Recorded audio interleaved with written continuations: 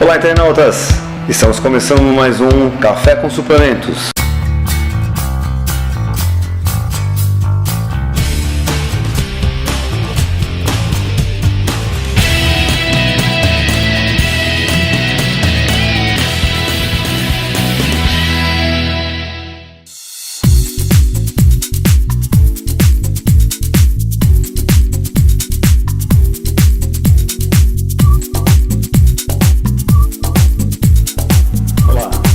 Hoje nós estamos mais uma vez aqui no Café com Suplementos e hoje o tema é...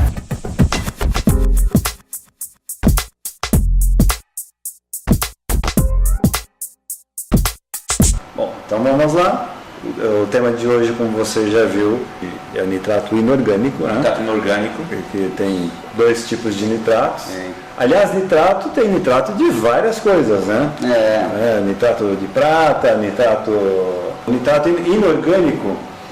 Qual que é a diferença entre... Quem poderia responder? Então, André, o nitrato inorgânico ele é encontrado principalmente em vegetais, como beterraba, espinafre, alface, diferente do orgânico, que é o nitrato farmacêutico, é um nitrato sintetizado. Então, as pessoas podem confundir, igual o André comentou nesse instante, né? Pensar que o orgânico é derivado dos vegetais ali, porque é orgânico, e o inorgânico não, mas na verdade é ao contrário, né? O orgânico então, ele é algo feito quimicamente. Então. Perigosamente usado. É utilizado na parte médica, né? Já foi, na verdade, eu acho que não é mais, para tratamento pós-infarto, para promover a vasodilatação rápida, né? Se fizer isso várias vezes pode estourar os vasos, mas era utilizado antes na prática médica. Hoje em dia já não é mais, tem outros métodos mais seguros, né? E tem o inorgânico, né, Jefferson, que é mais suave a produção de óxido nítrico, então não tem o pessoal chama de burst, né? Tipo, ingeriu a produção de óxido nítrico de repente acontece, né? E o outro é mais dependente de bactérias. Como é que funciona, Jefferson? Então, é assim, quando a gente consome o nitrato inorgânico, tem as bactérias comensais que ficam na língua, eles fazem essa digestão desse nitrato inorgânico a nitrito. Quando ele chega a nitrito, mais ou menos 75% desse nitrito é excretado pelos rins. Diferente do nitrato orgânico, que ele fica todo, ele não é excretado. Então essa é a diferença entre os dois, e por isso que o nitrato inorgânico, com relação para o esportista, para a gente que tem uma saúde normal, é o mais apropriado, é o melhor para a gente tomar. Mas o nitrato orgânico, ele vai saturando, ele é cumulativo? Ele começa a gerar até lesões, por isso. Ele acumula, ele começa até a gerar lesões, ele tem uma série de outras coisas que acaba fazendo mal para a pessoa. Então, a produção de óxido nítrico do nitrato orgânico não é dependente de bactérias, acontece espontaneamente. Então você ingeriu lá o nitrato orgânico, é convertido imediatamente a óxido nítrico, então a produção é muito forte, né? Então quando você consome o inorgânico, é dependente das bactérias, então então vai sendo convertido lentamente e é um aumento considerável mesmo, né? Mesmo assim é suave comparado ao orgânico. Mas se você for comparar com a arginina, por exemplo, que o pessoal utiliza como vasodilatador, é muito mais efetivo. Então o nitrato inorgânico está aí, né, para cumprir o papel que a arginina prometeu, né? Entendi. Eu vou fazer uma provocação então aqui para as nutricionistas, né? Qual o alimento que gera mais o nitrato inorgânico? O Jefferson pode falar essa parte, né? Então, onde a gente mais vê os estudos ali na literatura é a beterraba, que tem mais concentração. Disparadamente é a beterraba. O espinafre chega perto, mas o que tem mais é a beterraba. Cerca de 250 miligramas de nitrato que tem na beterraba, uma beterraba de, se não me engano, de um suco de 500 ml, chega até a gerar 8 milimões de nitrato, que são 500 miligramas de nitrato. Nossa. Então é uma concentração grande, né, Jefferson? Mas a gente tem que tomar cuidado muito com essas afirmações, porque não quer dizer que é a beterraba que vai ter mesmo, porque de onde que vem esse nitrato? É do solo, né? Então depende muito do lugar onde é plantada a beterraba. Se é uma região rica, né? Em nitrato, a beterraba, por exemplo, as plantas, né, conseguem absorver. Mas se o terreno é pobre, é provável que a beterraba venha com muito pouco. Então, no estudo do Jefferson, a gente queria fazer com beterraba, né?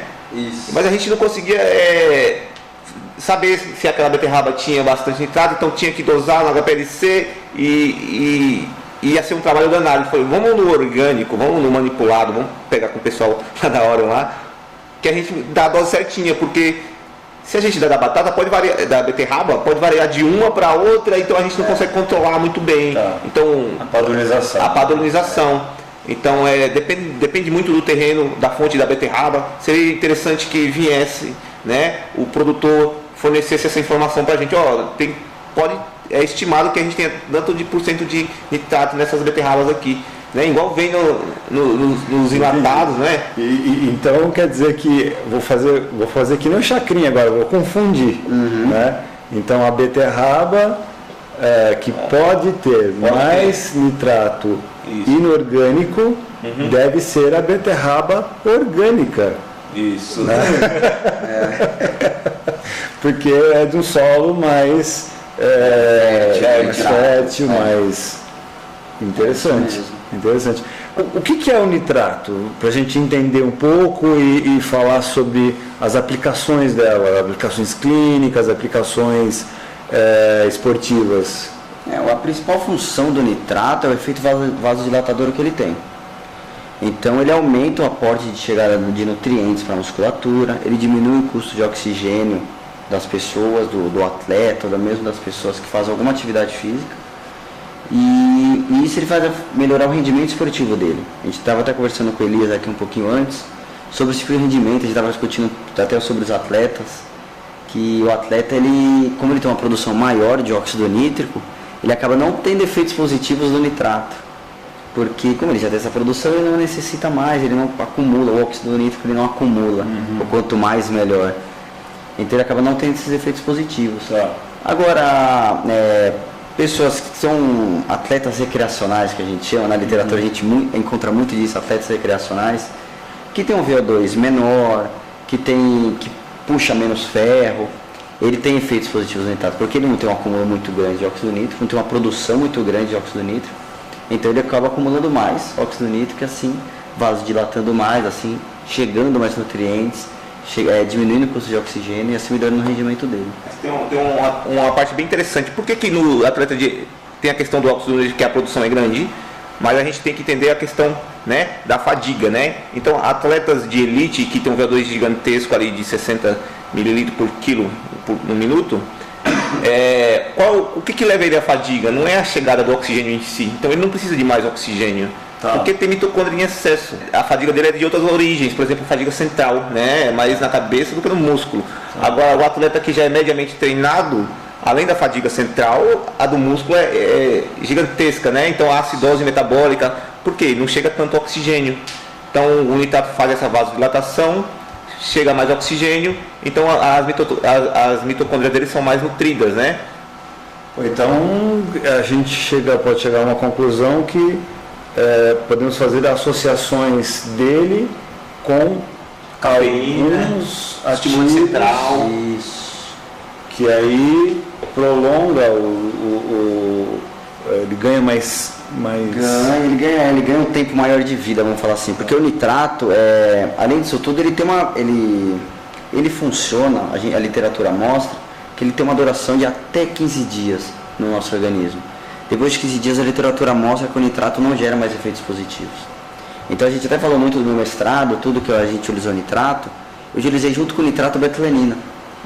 Que a gente queria ver tanto o efeito da betalanina, né, que a gente já foi discutido até aqui em outro programa, sobre quanto tempo ele demora para fazer efeito. A gente quis ver a mesma coisa do nitrato. Então a gente quis comprovar os dois, então a gente fez 7, 14, 21, 28 dias. A gente fez análise, então foi um mês de análise.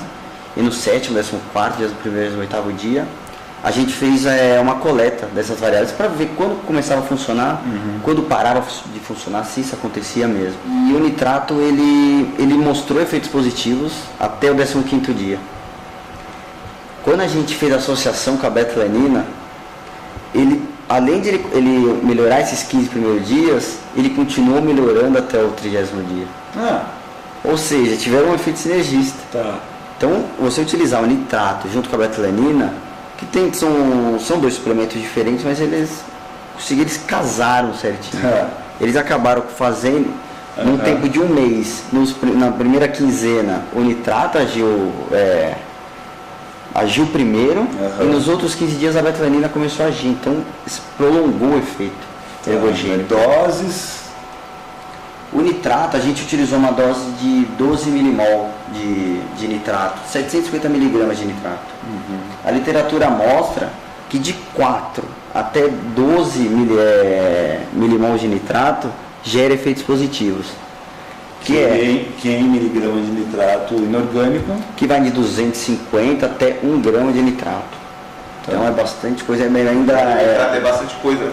Você aconselha a pessoa a ir por 1 grama direto ou é melhor ir experimentando as 200 miligramas ali, Jefferson, e vendo como é que responde o paciente por causa do efeito colateral que pode ter hipotensor, né? É um vasodilatador eficientíssimo, né? Sim, não, é bem melhor que ele comece com uma dosagem baixa, e isso ele vai aumentando gradativamente até ver quanto que ele se acostuma com aquela dose.